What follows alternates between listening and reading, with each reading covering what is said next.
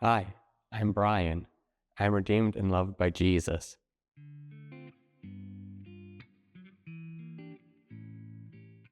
I was born into a Catholic family in Manassas, Virginia, but moved to Clarksburg, West Virginia when I was 2.5 years old. When I was around 6 or 7 years old, my family stopped attending church regularly. For the next few years, we were CEO Christians, that is, Christmas, Easter only. As for me, I was an offbeat know-it-all, as in, I was a stereotypical smart aleck whose pride revolved around being the smartest person in the room. At the same time, I was very much on the socially awkward side, struggling with human interaction and communication in all forms, and, at times, just understanding societal convention. Unfortunately, nothing has historically empowered mean-spiritedness more than being just a little bit different than the accepted norm. When I was 12 years old, after my mom had a health scare, my family returned to the church scene in a meaningful capacity, this time at a non-denominational church. The church had a youth group that met on Wednesday nights, which my parents made me go to. I wasn't big on it since I wasn't quite into the whole Christian thing at that point. Also, big groups of strangers are scary. It took me a while to warm up to the group, get past my initial discomfort, but when I did, church became the first place where I felt truly accepted. I was 14 when I made the decision to accept Christ into my life. Shortly after church camp that year, I got baptized in December of the same year.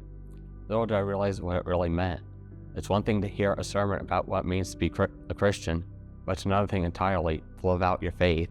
When I was 13, I found out that I had been diagnosed with Asperger's syndrome, aka high-functioning autism, aka autism spectrum disorder level 1. For anyone not familiar with Asperger's, think super smart, super awkward. While the conversation has gotten better in recent years, it was still a lot for me to cope with, given the stigma surrounding autism. This reminds me of a TV show from the 2000s, Smallville, which follows the coming-of-age story of a teenage Clark Kent who grows up to become Superman. Clark Kent always knew he was a bit different. Faster than a speeding bullet, more powerful than a locomotive, able to leap tall buildings in a single bound. However, in Season 2, he discovered the reason why he was so different. He was Kryptonian, an alien race. He was immediately repulsed by this, and rejected the very idea of being a Kryptonian. His struggles with his Kryptonian heritage became one of the most prominent subplots of the show. Much like how Clark ran from his Kryptonian heritage, I ran from my Asperger's, sweeping it under the rug for years. 7 months after getting baptized, I moved from Clarksburg to Winchester, Virginia, uprooting everything. My family spent a while hopping between churches, trying to find that elusive church home. As you can imagine, this environment wasn't the most conducive for someone very young in their faith. In the process of trying to discover my faith, I fell under the influence of a toxic set of Christianity. I let my faith become about us versus them, scoring at those who didn't embrace Christ as I had, developing a sense of absolutism in the process. In essence, I'd become a modern-day Pharisee. I started attending Virginia Tech in 2013. My college church challenged me in my faith and helped me to deepen it, which, to that point, had been very shallow. It helped me look past the barriers I had set up around myself. It made me realize that the contempt lurking in my heart wasn't because other people were heathens. It was because I was intolerant of divergent opinions from what I believed Christianity was supposed to be. At the beginning of 2017, I moved to Baltimore, uprooting everything yet again. This time, however, I was much more firmly rooted in my faith. It was still a very difficult experience dealing with all the trials and tribulations of being by myself in an area completely foreign to me. At the same time, this gave me a golden opportunity to dive deeper into figuring out just who I was and was not. Eventually, much like how Clark Kent started to become more curious about what it meant to be Kryptonian, I started becoming more curious about what it meant to be autistic.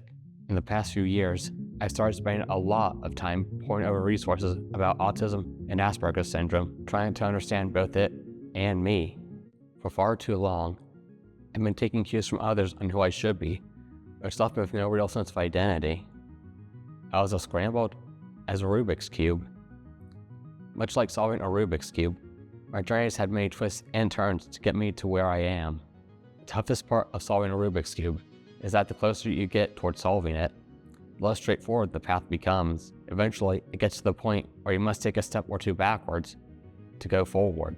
in real life, this generally means unlearning something. This is why a world-given identity can be very difficult to overcome, and one reason why we need God to show us our true nature and to help us become it. So, who am I? Starting with the churchy answer, I am a child of God, beautifully and wonderfully made in God's own image.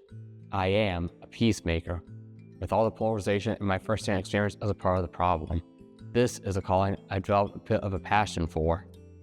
To me, this means learning how to look past myself and accept alternate viewpoints, and being able to disagree with others, while still honoring and respecting them.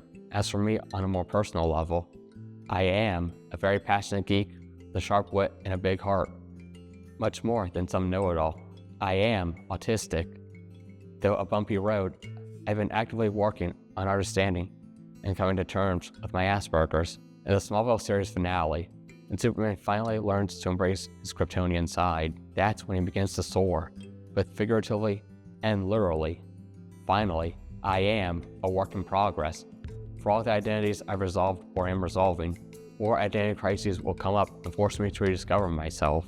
So long as we're on Earth, identity is a never-ending battle. This is my story of how I've been redeemed and loved by Jesus.